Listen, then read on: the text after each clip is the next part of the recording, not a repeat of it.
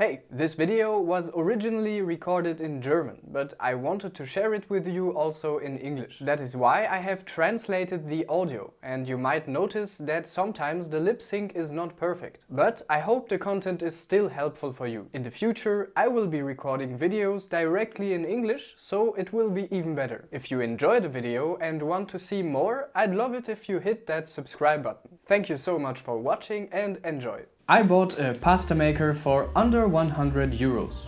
Today I want to find out what the Razorri pasta machine can do and whether I can make fresh pasta with it without any effort. Have fun!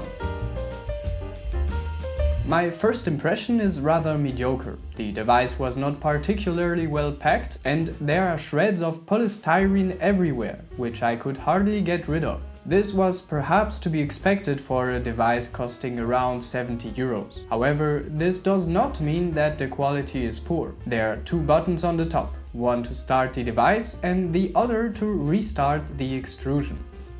The scope of delivery includes 6 attachments for different pasta types, including lasagne, linguine, spaghetti and udon. Also included is a recipe book in which various recipes are translated into different languages. The text is translated, but the units are not. The flour, for example, is given in cups, although it would make much more sense to give it in grams. The pasta also somehow doesn't look to me like it was made with this machine. Assembly and disassembly is simple. Remove the lid, unscrew and remove the shaping disc. Then pull the dough hook and the press cylinder out of the chamber and you're done. Do the same in reverse for reassembly.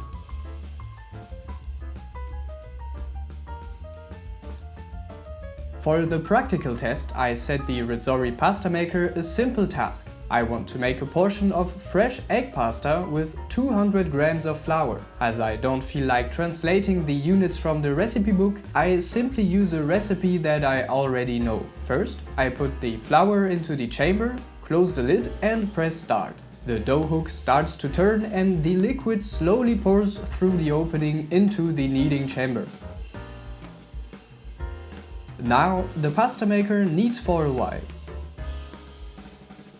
After a few minutes, the first spaghetti become visible. The consistency looks good. There is nothing to complain about here. Of course, this is also due to the recipe that I used. I do have converted a recipe from the recipe book. The internet says that 1 cup of flour is about 125 grams. They recommend 80 milliliters of liquid for 1 cup. That seems way too high to me, because I used 80 milliliters for 200 grams and achieved a very good result.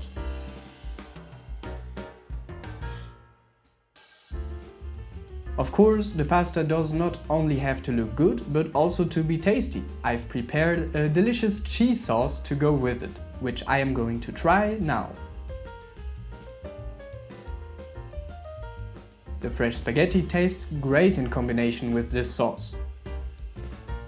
After this well-deserved break, however, the appliance still needs to be cleaned. Unfortunately, I have to say that you can tell the design has not been fully thought through. There are many grooves and edges that are difficult to reach. Even when using the supplied cleaning accessories, it was very difficult. For example, I had to clean the extrusion screw twice. A lot of dough had collected in one opening, which I found difficult to get out. It was even more difficult with the kneading chamber. There are places here that you can't possibly even reach. The dough simply collects behind the plastic cover, which makes it very difficult to clean the appliance.